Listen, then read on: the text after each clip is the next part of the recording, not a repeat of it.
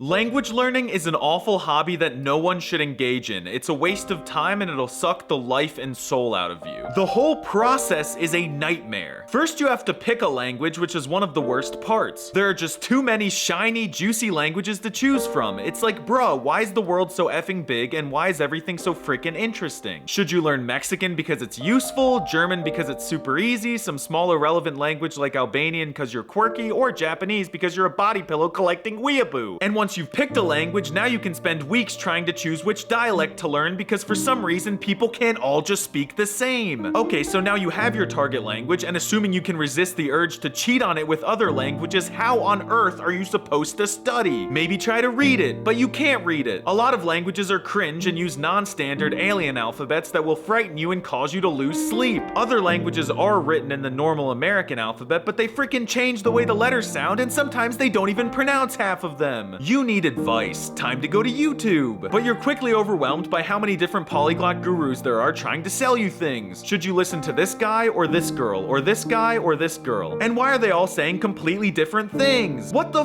is a comprehensible input, and where do I get one? Time to start studying, but what will you use to study? Good luck finding resources you like that can actually keep you engaged. Should you download the Murderous Green Chicken app, the Bee app, the Owl app, the Deer app, or should you wait for the Dolphin app? Why are they all animals? Maybe just try to find a language exchange partner. Yippee! Now you have hundreds of thirsty men in your DMs who want to date you instead of helping you with their language. And if you want a serious exchange partner, hopefully you're learning a language with more than 20 million speakers, because if there are less than that, good luck finding anyone, and any resources for that matter. Maybe hire a tutor instead, but that's too expensive. Get some flashcards, but physical flashcards remind you of middle school when you were depressed. It's 2023, do it virtually. Download Anki. Is it pronounced Anki or Anki? I'm losing my mind. Enroll in a language class, but you'll be the only person who actually cares in the class, and your peers will make fun of you for trying. Textbooks suck anyway. Be lazy, watch movies and TV in the language, but should you turn on subtitles? And what language should the subtitles be in? So maybe try journaling, but handwriting is so 2005. Journaling's boring. Listen to a podcast. Crap, they speak too fast and it sounds like gibberish. Pistiets! Maybe you just need some good old-fashioned full immersion. Go to a country where the language is spoken. But plane tickets are expensive and you're poor. Also, you have a job or you're in school, so you can't just do that. And if you do make it to a foreign country, everyone will immediately switch to American with you when they smell your accent. So once you've found your learning method, congrats! Go use it! But don't forget about grammar. Should you focus on grammar or learn it over time? Focus on grammar or learn it over time? Stress out about cases, conjugations, prepositions, and gender. Why is a car a woman in French but non-binary in German? And if you get over all these mental hurdles, get ready to grind and grind and then grind and then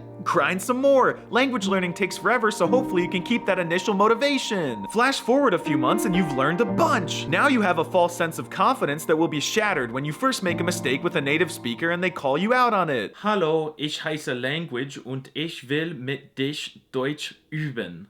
Are you stupid? It's dia, not dich. Amateur.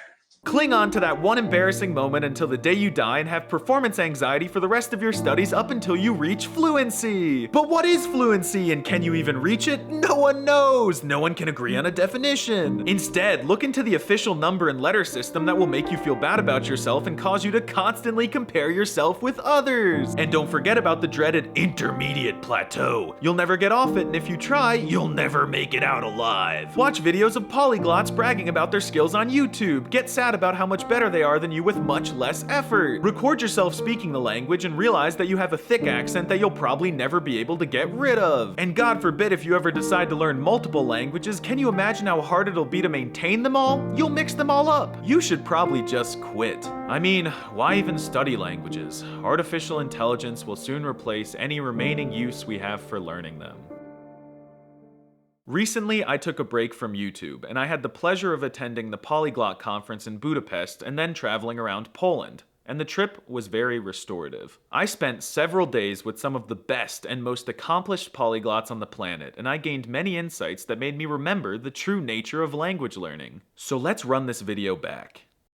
AI is not going to replace our beloved hobby. Remember, the coolest part of all of this is true human connection. So don't quit. This is a hobby for everyone, and I'm glad that you're a part of it. You too can become a hyper-polyglot giga-chad. If you want to learn 1, 2, or 68 languages at once, do it. Who's to say you can't? And your accent is an awesome, unique, and adorable personality trait. Don't stress out about sounding native. Remember that a lot of YouTube polyglots have rehearsed what they're saying and/or they're reading from a teleprompter. Just view them as entertainment or inspiration. Intermediate plateau my left cheek. Just keep having fun and you'll blast off it soon enough. Who cares about the cringe number and letter system? It's a useless psyop that will only make you feel bad about yourself and cause you to compare yourself to others. And stop worrying about fluency. As long as you're enjoying the process, I promise you'll reach your goals. But remember, it's not a race. Everyone makes mistakes in language learning, but mistakes are necessary to make progress. They're laughing with you, not at you. It's not embarrassing, it's cute. People love when you learn their language, so be confident in yourself.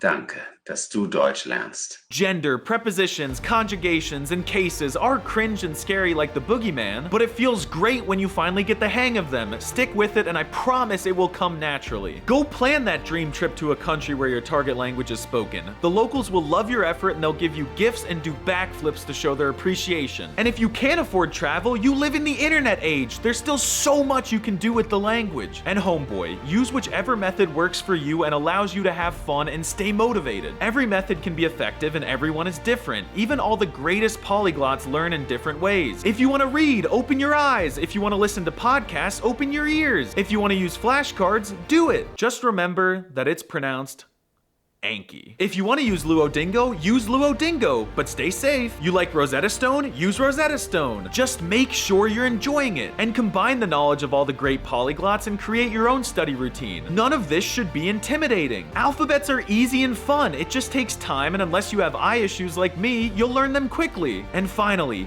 learn whichever language you want, no matter how hard, easy, useless, or impractical it may be. As long as it's not Esperanto. No one said it was gonna be easy, but it's sure as hell fun. And no one should be afraid to start. Language learning has changed my life for the better, and it can change yours too. I have merch now. J'ai beaucoup de merch, tengo mucho merch, Umanyamanoga merch, Siri fazendo baha, Siri fazendo baha. Auf Wiedersehen.